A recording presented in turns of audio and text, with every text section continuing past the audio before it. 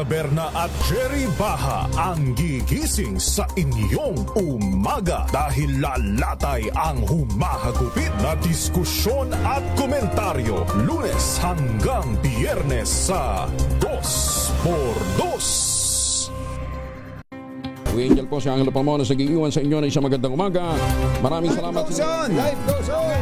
Nine, good morning, Lakay. Good morning, Sister At good morning. Magandang mainit na umaga. Angel po si Angelo Palmona sa giiwan sa inyo na isang magandang umaga. Maraming Sa salamat. Pilipinas, una sa Pilipino. Ito ay bunsod ng naitalang 17 individual na ang kanilang naaresto. Metro Manila Development Authority o MMDA ang No Contact Apprehension Policy o NCAP sa Metro Manila. Sa ang ilang mga dokumento ay peke. Hindi rin legal ang employment na ipinangako sa kanila. Sa mata ng batas, mananagot ang sangkot at may sala. Dahil sa bawat paglabag, may karampatang parusa. Alamin ang mga pananagutan sa likod ng mga bawal. Dito sa Hoy! Bawal Yan! Tuwing Sabado, alas 11:30 ng umaga. Dito lang sa DZRH TV.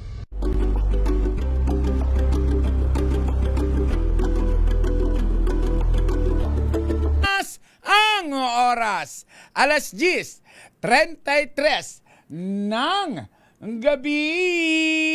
Programang ito ay rated STG. Showbiz Top Ganern. Makiride na sa mga showbiz balita na tumetrending. Mga pinag-uusapang nagva-viral. Makiride na sa riding in tandem ng dalawang otoridad ng mga chika. Morley Alinio at Gorgie Rula. Showbiz Top Ganern. Bago pa nila i-post, pag-uusapan na rito. Kinig na sa Showbiz Top Ganern. DZRH Makibalita, Makichika, kay Tita Molly at Tita Gorgie. Yes! Magandang evening, Luzon, Visayas at Mindanao. Kayo po'y nakikinig, nanonood dito sa nag-iisang programang Showbiz Talk Ganern. Ako po si Morley Alinio. Ako naman to si Gorgie Rula. Para sa DZRH. Una sa Pilipinas. Una sa Pilipino. Ay! Galaw! Dahil maganda ang buhay, makulay, at hindi na tayo magpapatumpik-tumpik pa dahil kulang ang oras natin ngayon dahil Thursday ngayon, syempre pa. Hawak natin ang beat. Ayan, magbibit-bit tayo. Gorgie, go! Tita Molly, ang ganda-ganda mo ngayon, in fairness. Thank you so Ngayon lang, much, ha? Gorgie. Parang hindi halatang may niritoke sa face mo, ha? Iba yung ganda mo ngayon. Yun na. Oo. Okay, Gorgie. Kumusta sa ka na? Saan ka nang galing? Ay, medyo maraming mga kaganapan at Mm. maraming tayong nadadaanan bago tayo tumuloy dito. Kasi kanina, ito, naloka ako, Tita Molly. Ikwento ko lang, ha? I-share ko lang. Sige, ano yon? Pumunta ako kanina sa Antipolo. Minsan nga sumama ka sa akin sa Antipolo kasi ang daming kaganapan ngayon doon. Kanina talagang nagka-traffic kami. Pero hindi naman masyadong matraffic. Okay naman. Pero kasi nga, ang dami nilang mga events doon. Kanina may mga prosesyon na ang gaganda ng mga nagprosesyon. Tapos yung mga karo, ang ganda. Tapos, mayroon kasi akong inayos doon sa City Hall ng Antipolo at thank you very much sa napaka-efficient, napakasipag ng mga staff ni Mayor Junjun Inares na talagang inasikaso kasi Tita Morley, ngayon ko lang na-experience ang natrap sa elevator. Oh, ba't ka na-trap? Nagkaroon ba? Nag-brown out? Ang elevator na yon talagang strictly 10 lang ang pwedeng makasakay. So ako, nahuli kami kasama sinama ko si Bobby Ferrer, nahuli kami ng dating. So inaasahan ko na sa sunod na lang kami. So hindi na kami sasakay kasi parang marami talagang naghihintay. So nung nagpasukan sila, isa kami sa mga huling papasok, hindi na sana kami papasok. Pero sinasabi, ay kasya pa. Parang jeep lang, di ba? So kasya pa, pinilit naman. Sumakay na kami. Pagsakay namin, dahil parang pag angat lang ng konti, biglang bumagsak ang elevator. Hala, kasi baka mataba ka na, Gorgie. Hindi sa mataba. Mabigat. Mas mataba ka di hamak sa akin, no? Grabe ka. 100, lang ako, 160 pounds, 65 ba? O ikaw, ilang timbang mo? Ay, ang baba ng timbang ko ngayon. Ano? 170. O 165 ako. Oh. O 170 ka, dapat magpadagdag ka pa. Baka mami, may sakit ka na. Kaya anyway, dun sa elevator, balik tayo sa kwento sa elevator. Ngayon pala ang pangit pala ng experience, yung biglang bumagsak yung elevator, nakatayo kang pangit pala, parang lumabas yung, sabi ng isang babae, parang lumabas yung kaluluwa ko, sabi ng babae, yung kasabay namin. Tapos, Ano sumunod na nangyari? Namatay ang ilaw, namatay ang aircon. Namatay ang aircon. So, talagang hindi kami makagalaw, hindi namin mabuksan ang Pintuan. pinto ng elevator. Hindi talaga mabuksan. Tapos parang mga 10 minutes. Ang pangit pala, Tita Morley, kasi walang hangin sa loob. Hindi ka makakahinga. Hindi ka kinabahan.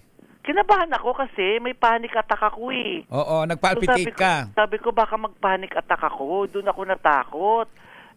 Lalo na itong Bobby naman, relax lang, sabi ni Bobby. Lalo tuloy akong na-tense. Lalo tuloy akong na-pressure. Okay. So pinipindot-pindot ang emergency button. Pindot siya sa titinog, tweet, gumaganon. Tapos Parang bakla naman ang pagkakapindot ninyo. Hindi pala ganito. Tweet. Boklong-bokla. O boklong-bokla. Okay, go. Oo. Siyempre may mga baklang sakay, di ba? So yun. So hanggang sa sinisigaw na, pakibuksan kami. Kasi parang hirap na akong huminga. Hindi ako nagpahalata. Buti na lang. So nung finally nabuksan na yung talagang pinagtulungan na piliting buksan yung pinto ng elevator, tapos hinahawakan na ng mga tao para makalabas kami. Alam mo yung kasi hindi na diretsong parang pagkabukas baba ka kaagad.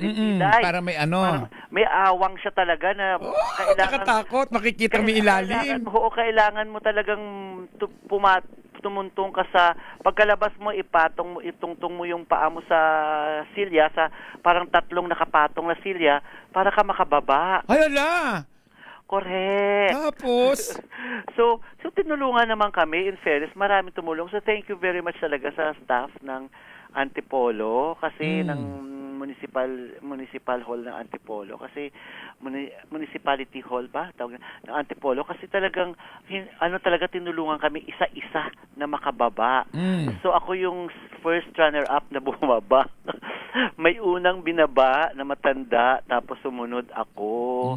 First runner up, tapos second runner up si Bobby. So ano daw ang dahilan ba't nagkaganon? Over load kasi 10 lang ang pwede. So ano moral lesson? Huwag ipagsingitan ng sarili. Ang moral of the story, sumunod ka talaga sa rules, sumunod ka sa batas. Kung ang instruction sa loob ng elevator ay parang pang-10 lang, 10 lang talaga. Dapat 8 lang. Dapat nga doon 8 lang. Kung pan-10-an, 8 lang. Kasi baka may mataba talaga, di ba? So dapat bawas-bawas. Oo, dapat ganun. Ako nga binibilang ko pag sumasakay ako sa elevator, napansin mo ba, Gorgie, pagka magkasama, bibilangin ko talaga yung mga tao. Pagka sobra na, ay naku, hindi kasi nakakatakot malaglag sa elevator. Nagbilangan kami sa loob ng elevator, 13 kami. Ay, 13 kami dahil. Diyos ko. So yun. So thank you very much. Napaka-efficient ng mga staff na Antipolo. Talagang sila talaga. In-effort talaga nila na pilit na binuksan yung pinto ng elevator. Tapos doon kami. Habang, kung ano yun hinahawakan ng 3 lalaki. What if kung biglang nabitawan, na bumababa kang ganun, di naipit ka naman. Ikaw nga, buti nga may experience kang ganyan sa elevator. Ako naman may experience din sa elevator na yan dyan sa Andres Bonifacio Hospital. So binabantayan ko yung aking tatay na may sakit dyan. Guys, mag-isa akong sumakay ng elevator. Madaling araw, siguro mga alas 2, alauna o alas 3 yun, Day. Basta ka lang. Mag-isa lang ako. Pero pagtingin ko sa paanan ko, Day, di ba, ano yun, stainless yun di ba? So makikita mo, ang daming paa, Day. Day, di ko alam. Totoo yan? Oo, Day! Alam mo, di ko alam kung tatakbo ako, manginginig ako, o ano gagawin ko. Day, isa lang ako pumasok, kaya napatingin ako sa pahan ko. Day, nakita ko dun sa stainless, parang salamin na. Ang dami ng mga paha. Day, hindi ko alam kung Paa tatakbo. lang ang nakita mo. Ha? Paa lang. Mga paa. Mga Wala paa. nakitang ibang katawan. Paa lang. Paa lang, kasi doon ako napatingin. Ay, yung paa nakapatong sa floor or Nakapatong doon sa nakapatong. Kakagaya ng paa ko din, magkakasama kami, ganun. Day, mula nun, Day, hindi na ako sumakay ng elevator. Ano ginawa mo nga? Third floor. Sukdulang third floor yun. Day, nilalakad ko na lang at nagpapasama kung kani-kanino para umakyat lang. Diyos ko, Hindi, so anong ginawa mo doon sa elevator? Nabuksan mo naman, nakalabas ka. Nakalabas ka naman, nakalabas naman ako. Kaya lang natakot talaga ako, Gorgie. Paano nangyari yun? Nagkaroon ng maraming paa doon. Mag-isa lang akong nando doon. Ay, nakakaloka yun. Oo, nakakaloka yung kwento na yun. Ay, Diyos ko. Kaya hindi ko makakalimutan yung Gat Andres Bonifacio na yun Ano? I-submit mo yan sa Gabi ng Lagim, kwento ng Jessica Kapuso mo, Jessica Soho. Yun na. November. Okay.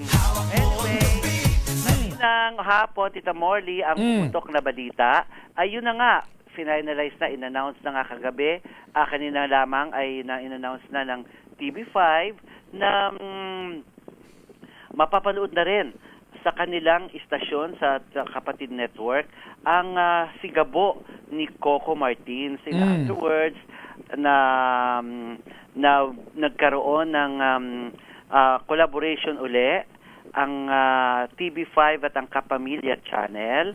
Nagkaroon ulit sila ng collaboration para mapalabas sa TV5 ang mga programa ng Kapamilya Network.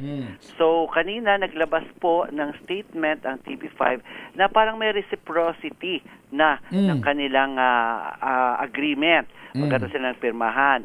Sabi dito sa kanilang statement, wala nang makakapigil sa pagbabalik ni Coco Martins sa Kapatid Network sa pagpasok ng Coco Martins Sigabo ngayong June 22 sa Lunes na ito ng alas 8 ng gabi at hindi rin magpapatalo ang batikang broadcaster na si Corina Sanchez Rojas dahil simula June 29 weekdays ng 11 a.m. mapapanood na rin ang face-to-face with Ate Coring sa iba't ibang platforms ng ABS-CBN.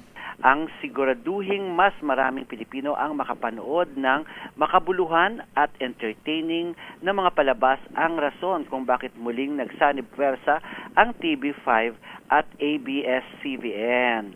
Sabi nga ng TV5 President, ang Chief Executive Officer na si Guido R. Zabaliero, ang pinakamahalaga ay ang mas mapagsilbihan ang mga Pilipino.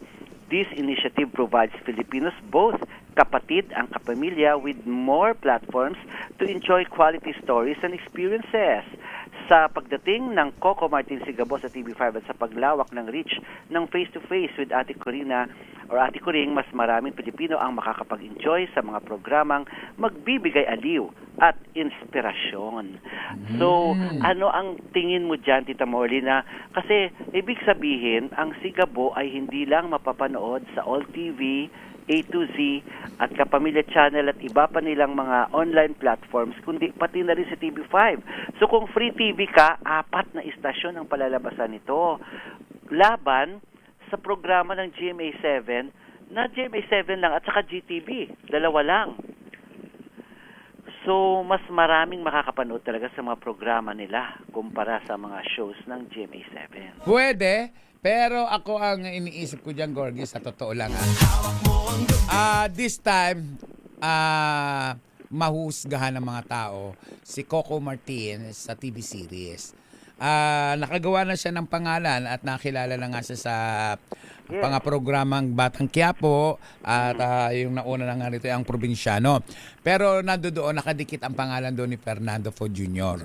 Alam naman natin. Kasi dahil nga malaking bentahe talaga na pelikula ni FPJ ang Yes, gagamitin niya. at alam mo naman natin Ito na ngayon hindi na. At ang dami naman fans ni FPJ, kahit mga lumang pelikula ni FPJ, pag ipinalabas Pinapanood pa rin. Pinapanood. Kahit luma na yan.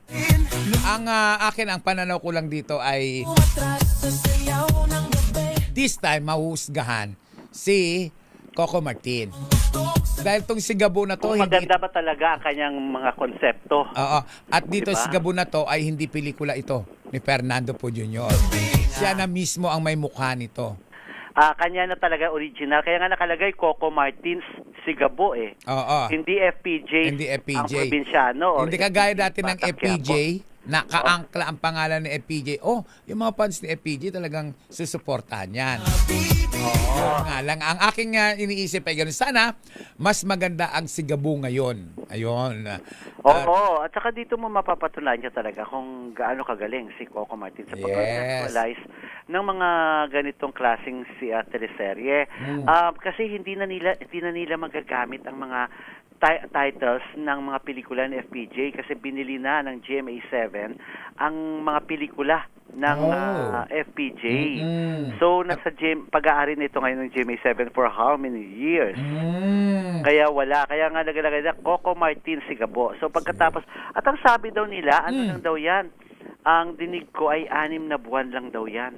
Oh, parang experimental. Hindi ko alam. Kasi pero kung mag-hit na hit, malay natin. Pwede pang ma-extend na ma-extend. Pero ang sabi nila ay 6 na buwan, which is parang isang season lang yan. Buti na lang hindi nila isinama. Buti hindi nila naisipang isama si Gabby Concepcion. Dahil kung sinama nila si Gabby Concepcion Kay dyan. Gabi na yan. Kasi siya talaga si Gabo. Pero kasi yung story niya, title niya talaga si Gabo ang pangalan ng karakter niya. Okay. Oo. Si Gabo. So, buti na lang hindi na isama si Gabby Concepcion dyan. Dahil kung naisama si Gabby, naku, itsapwera na si Coco Martin. Malay mo, baka mag-guest yan sa mga susunod na araw. Yun na. Di ba ang si Gabo ay parang mainit, parang sumisiklab, parang Sigabo, di ba? Parang masigabong palakpakan. masigabo, oo, yung mga ganon. Oo, parang joyous. Oo, parang Oo, saya-saya, ganon. parang ganon. Anyway, Bati muna tayo kasi alam mo naman kapag Webes lang, ilang minuto lang naman. oo, batiin muna natin si Batiin mo Mami sa mga Sherry nanay. Ramirez. Oo. Ang mahal na mahal natin si Mami Bawi-bawi Sherry. tayo kasi kahapon hindi tayo masyado nakapagbati. Bakit? Wala, hindi ako nakabati ng gusto, di ba? Kasi nasa labas ako, nag-report lang ako.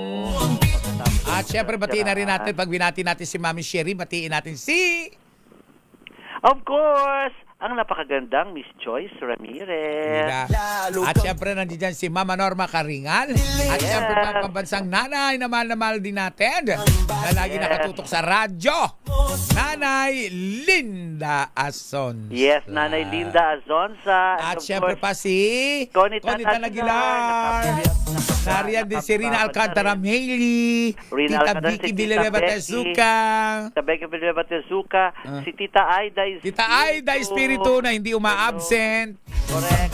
Si Figueroa, magandang gabi po.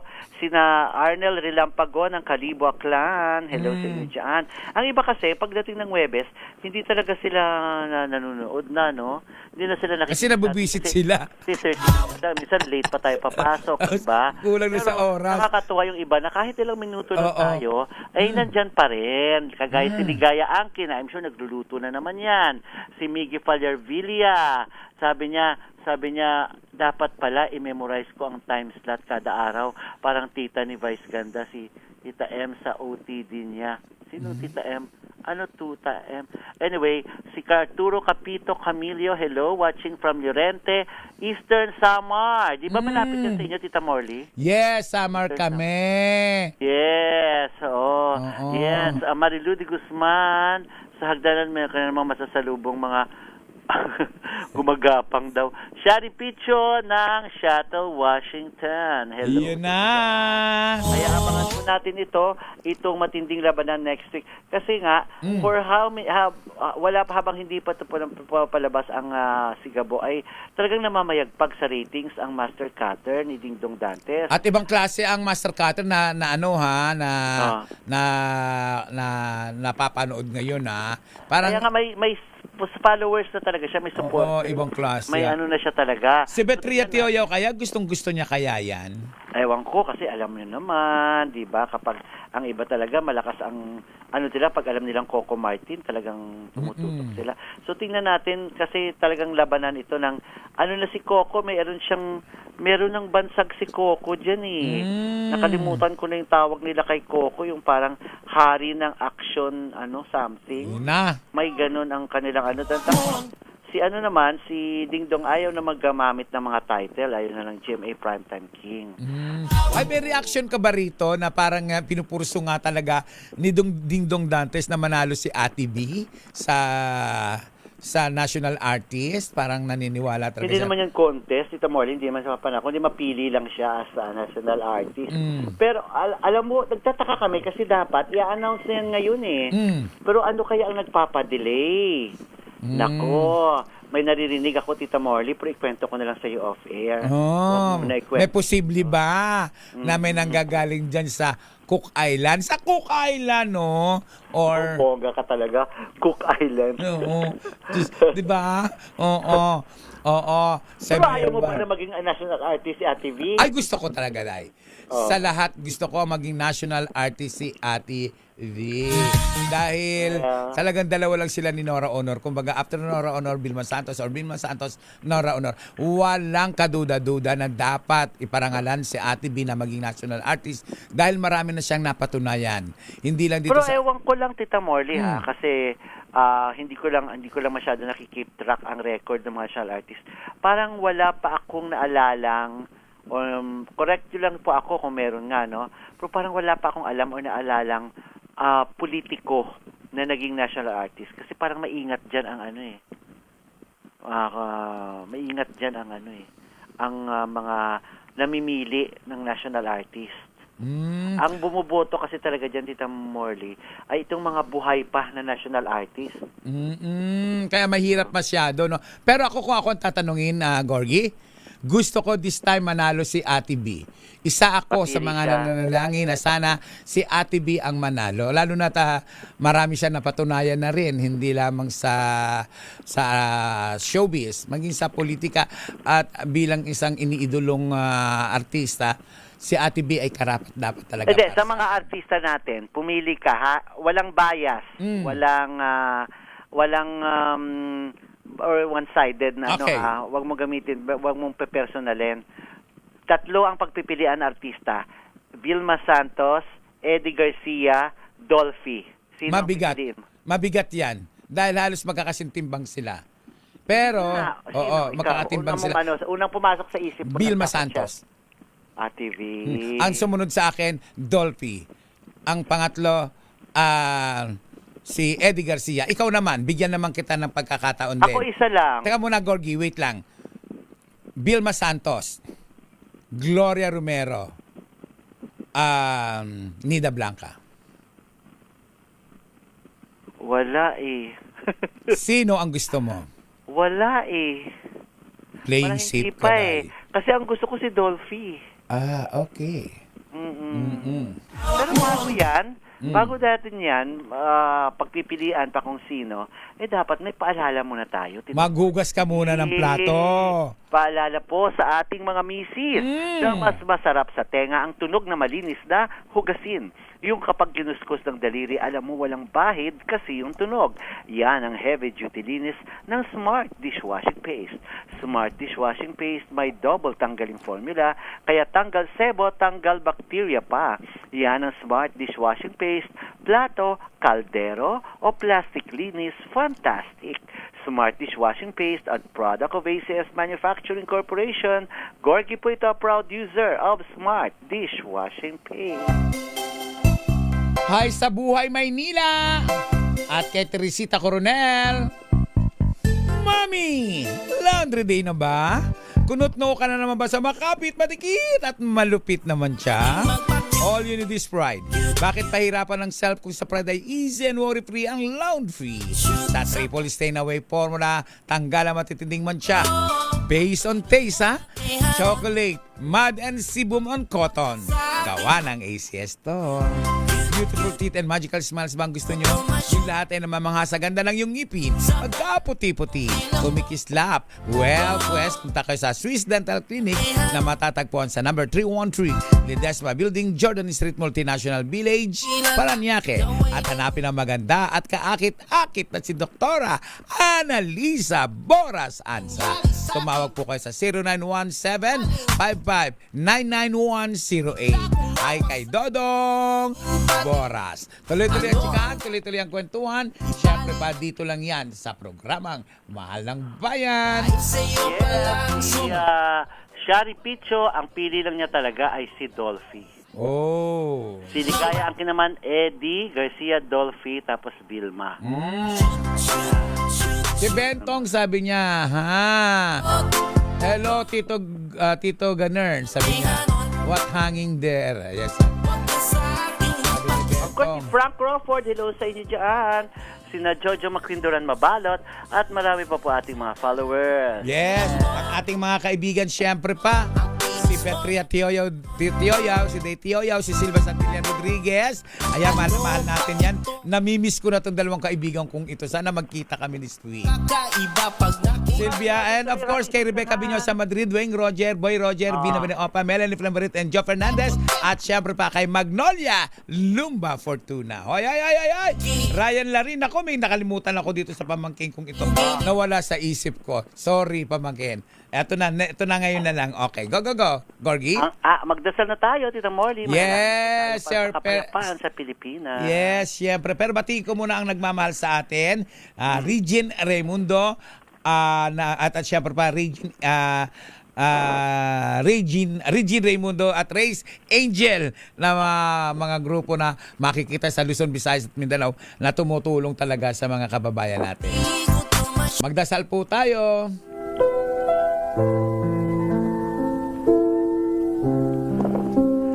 Makapangyarihang Diyos, sa inyong habag at awa, patawarin niyo po ang aming mga sala at ang kasalanan ng aming lipi. Kalugdan niyo po kami sa aming pagsamo para sa aming bansang Pilipinas. Biyayaan niyo po kami sa aming mga pinuno ng karunungan, integridad, katapatan at katwiran. Kalingain niyo po ang aming pamilya at ingatan ang aming mga anak. Tulungan niyo po kaming maging matuwid na mamamayan na namumuhay ng mapayapa, matapat at may tunay na malasakit, pagtanggap at pagpapatawad. Protektahan niyo po ang aming bayan sa anumang banta ng pananako ng dayuhan na nakawawasak ng impluensya at ipagtanggol kami sa anumang uri ng paglabag sa batas, terorismo at digmaan. Pagkalooban niyo po ang aming bansa ng kapayapaan, pagkakaisa at kasaganahan at hayaang maganap ang tunay na pagbabago sa aming bayan upang kami ay magiging liwanag sa Asya at sa buong mundo. Ang magulang minamahal, nire-respeto, ginagalang, hindi binabastos, hindi dinudurog, hindi ikinahiya, hindi pinahiya. Tandaan po natin sa 10 utos ng Diyos, isa lamang po ang may record niya. Ang magbigay respeto at magmahal sa magulang. At sa mga kabataan namang nagdadalang tao na may problema, ang sanggol sa sinapupunan ay hindi pina-abort o pinalalaglag. Hindi iyan itinatapon sa basurahan, hindi pinaanod sa kanal o sinasabit kung saan-saan. Dahil yan ay dakilang regalo ng Diyos. Ako po si Morley Alinio. Ako po si Gorgie Rula. Para sa DZRH. Una sa Pilipinas, una Sa Pilipino. Pilipino. Sumaatin ang presensya ng Panginoong Yesus sa buhay. Gumawa po tayo ng kabutihan sa kapwa. Babu!